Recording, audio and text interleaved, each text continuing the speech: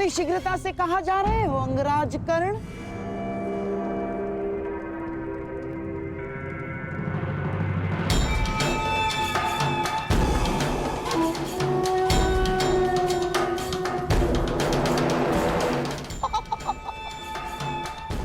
इतनी भी क्या शीघ्रता कर्ण? मुझे अभी अपने मित्र दुर्योधन से मिलना है।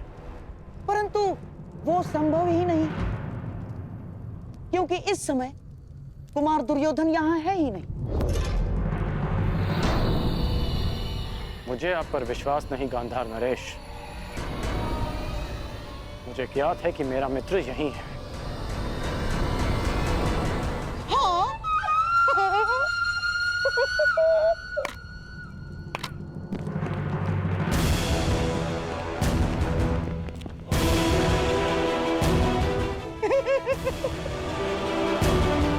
अब तो तुम समझ लो कि शकुनी नहीं चाहता कि तुम दुर्योधन से मिलो।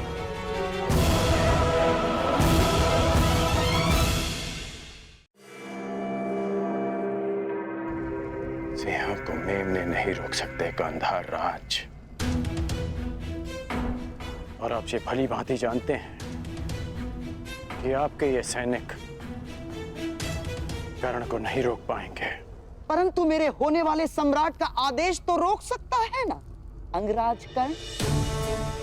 तो उनका आदेश था कि तुम अंग प्रदेश जाकर वहां का कार्यभार संभालो, और हां, जब उन्हें तुमसे मिलने की आवश्यकता होगी तो तुम्हें संदेश भिजवा दिया जाएगा। हैं? ठीक उसी तरह जिस तरह पुरोचन को संदेशा भिजवाया गया था।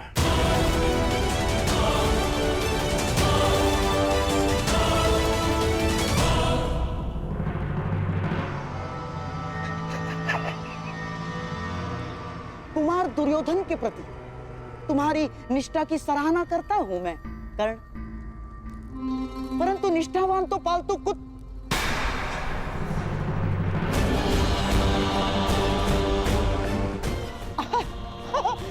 मेरा तात्पर्य है कि पालतू जीव भी होते हैं कर्ण।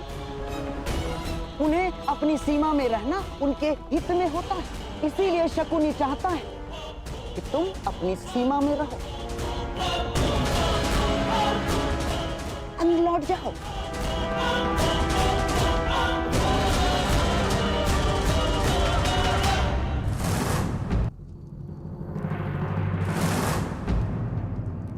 अंगराज कर्ण, इस उदाहरण पर क्रोध आ रहा है।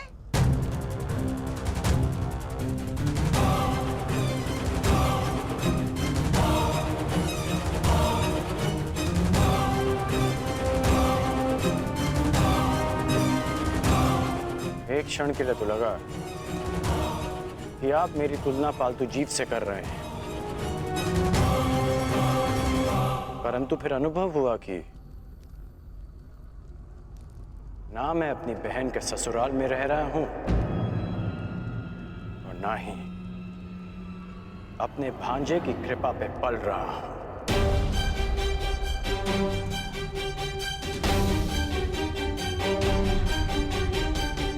इसलिए आपका यह संकेत स्वयं आप ही के लिए था गांधार राज।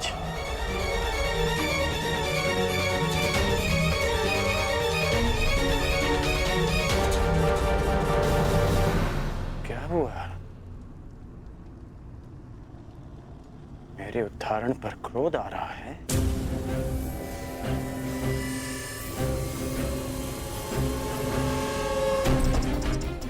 मैं अब तक आपका सम्मान इसलिए करता रहा क्योंकि आप मेरे मित्र के मामा हैं। हम दोनों में केवल एक समानता है कि हम दोनों कुमार दुर्योधन के शुभ चिंतक हैं, और जब जब आपका कार्य मेरे मित्र के हित में होगा तब तक मैं आपको सहन करता रहूंगा। परंतु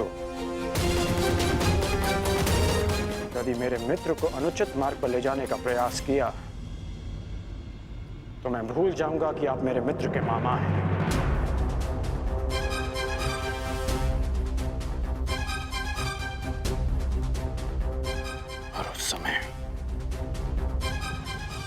अंत उस पालतू जीव की भांति होगा जिसका आप अभी उदाहरण दे रहे थे।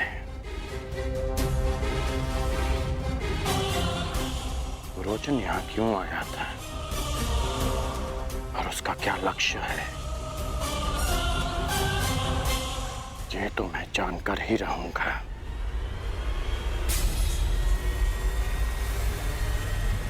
प्रणिपात मामाश्री।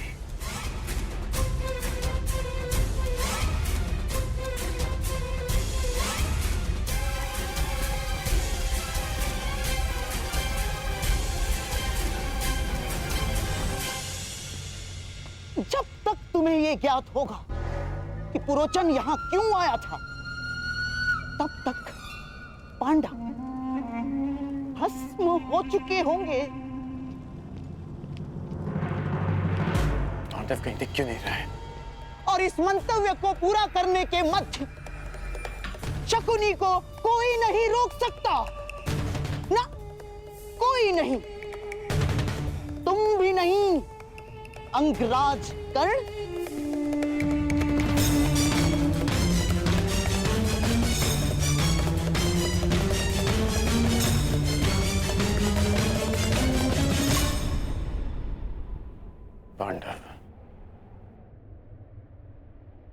पांडव ही मित्र दुर्योधन के शत्रु हैं।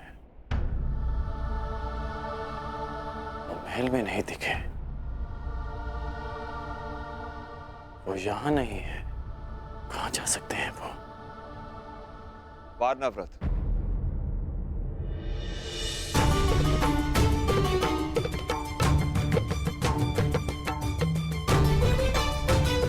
पिताश्री,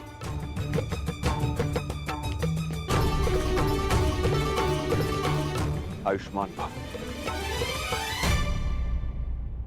पांडव वारनाव्रत में?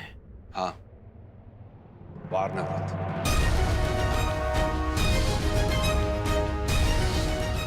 रोचन महोदय, इतनी शीघ्रता में कहां जा रहे थे आप? वारनावत, ये अग्नि नहीं है अंगराज, ये वो प्रकाश पुंज है जो हस्तिनापुर का भविष्य बदल देगा। समय आने पर चुनाव करना पड़ा तो किसका चुनाव करोगे अंगराज? मित्र दुर्योधन का। चयन तुम्हारा है अंगराज, परंतु स्मरण रखना, हम कर्म चुनते हैं और कर्म हमारा परिणाम चुनता है। और कुपक्ष में होने से कुपरिणाम भोगने की संभावना अधिक होती है कर्ण। तब भी मैं मित्र दुर्योधन को ही चुनूंगा। प्रणिपात वासुदेव।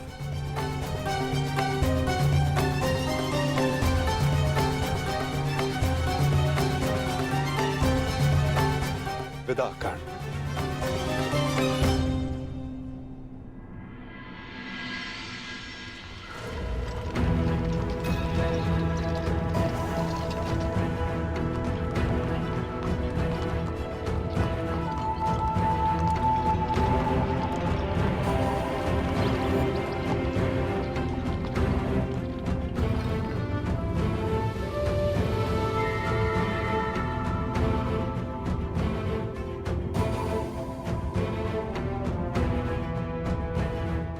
अति सुंदर। विश्वास नहीं होता कि भ्राता दुर्योधन आपको इतनी सुंदर भेंट दे सकते हैं। समय के साथ सब बदलता है अनुज।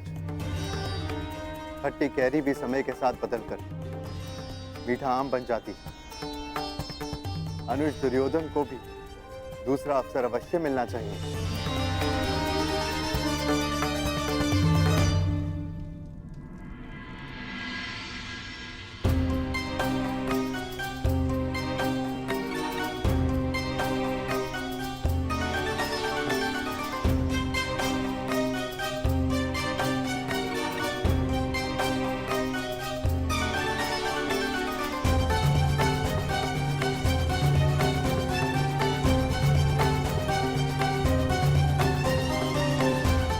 अद्भुत अद्भुत महल बनाया है पुरोचन ने।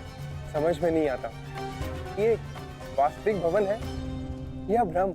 मैं तुमसे सहमत हूं अनुज, परंतु इतनी सुंदर वस्तुएं सदैव भ्रम और छल ही होती है।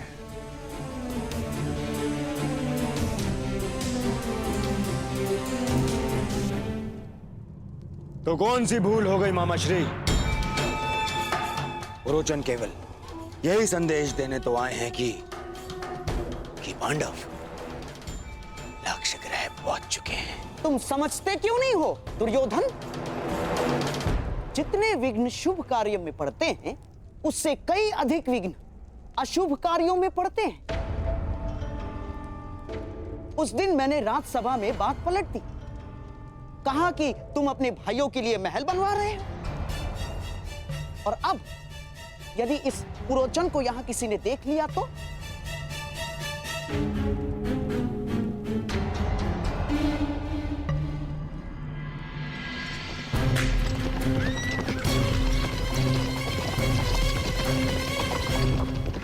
मत भूलो, षड्यंत्र तभी सफल होते हैं जब तक वो गुप्त रखे जाते हैं। भेद खुल जाने पर सारा खेल समाप्त, सफा चट।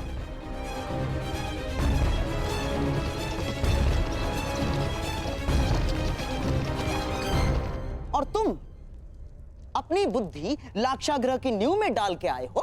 यहां बार बार आने से किसी को संदेह हुआ तो शीघ्र ही यहां से निकलो, इससे पहले कि यहां तुम्हें कोई देख ले।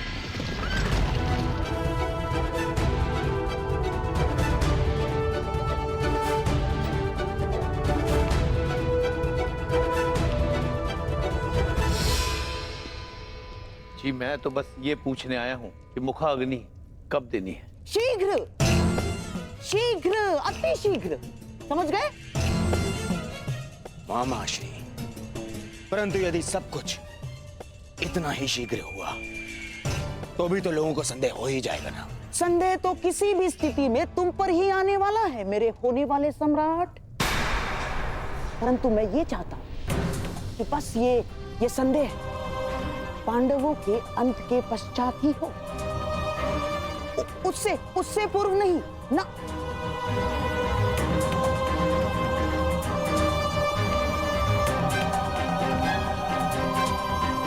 अब देख क्या रहे हो?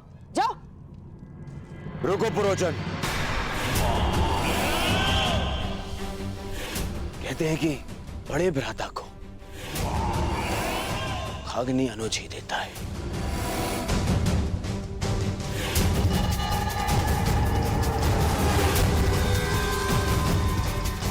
तो फिर मैं अपने कर्तव्य को कैसे भूल सकता हूं?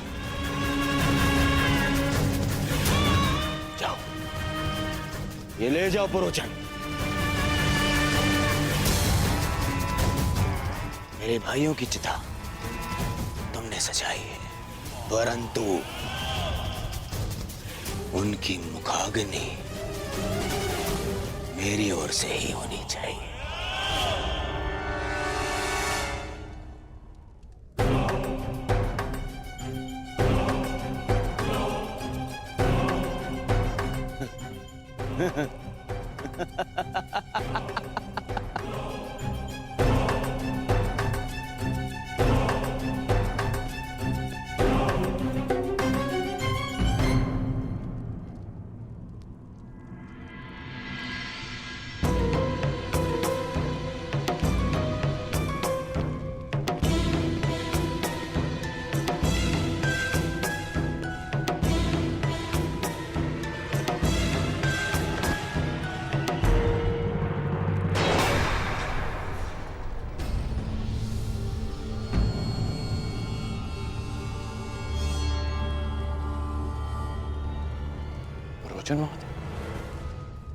इतनी शीघ्रता में कहां जा रहे थे आप?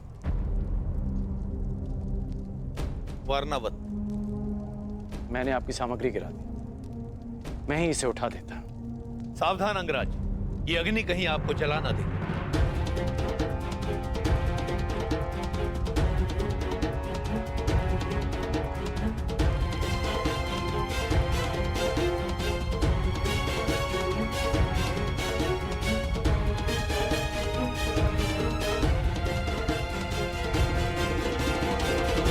ये अग्नि लिए कहां जा रहे हैं आप? ये अग्नि नहीं है अंगराज, ये वो प्रकाश पुंज है जो हस्तिनापुर का भविष्य बदल देगा, और साथ में आपका और मेरा भी, क्योंकि हम दोनों विजेता के पक्ष में हैं। अब मुझे आज्ञा दीजिए।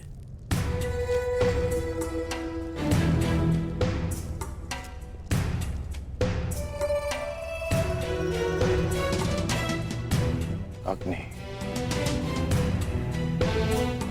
प्रकाश पुंज,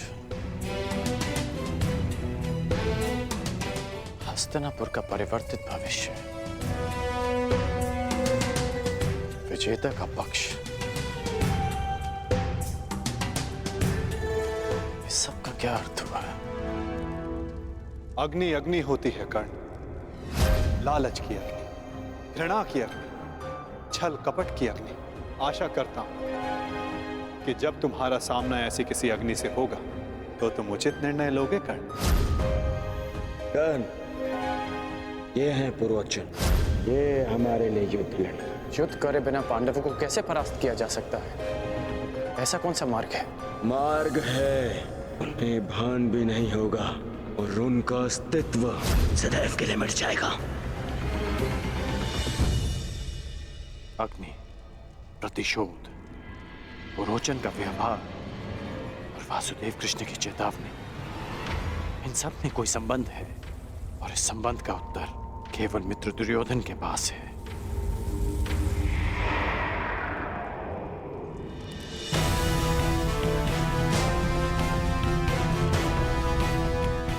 मुहूर्त आ गया है पांचाल राज। यज्ञ की पूर्णाहुति के लिए यहाँ महारानी का होना आवश्यक है। मैंने महारानी को यहाँ आने के लिए संदेशा तो भिजवाया था, परंतु मेरी समझ में नहीं आ रहा है कि महारानी को यहाँ आने में इतना विलंब क्यों हो रहा है।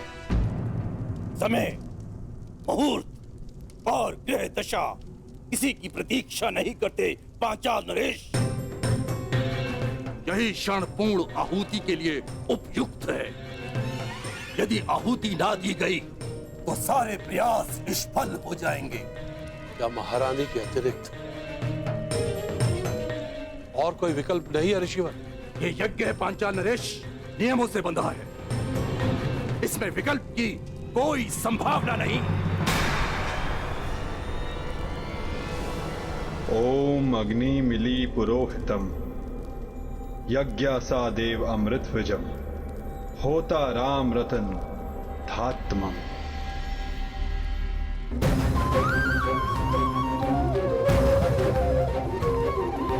यदा यदा हि धर्मस्य ग्लानिर्भवति भारत, अभ्युत्थानमधर्मस्य तदात्मानं सृजाम्यहम्।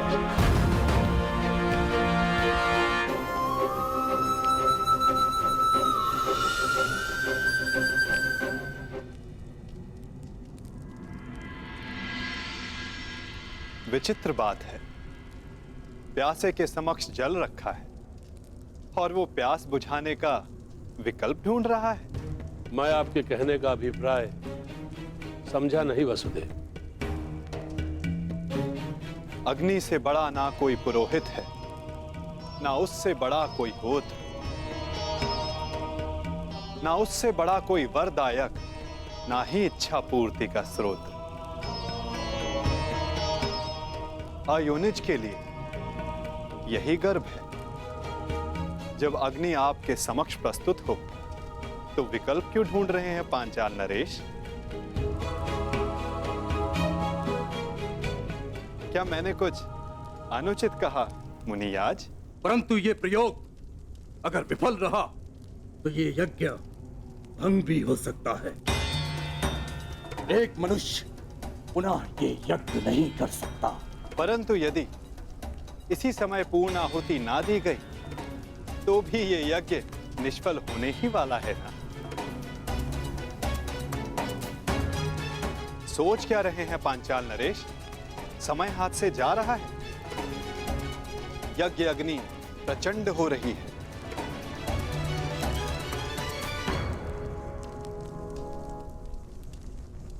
कहीं आपकी इच्छा पूर्ति से पूर्व ही ये शांत ना हो जाए। निर्णय ले लीजिए पांचाल नरेश।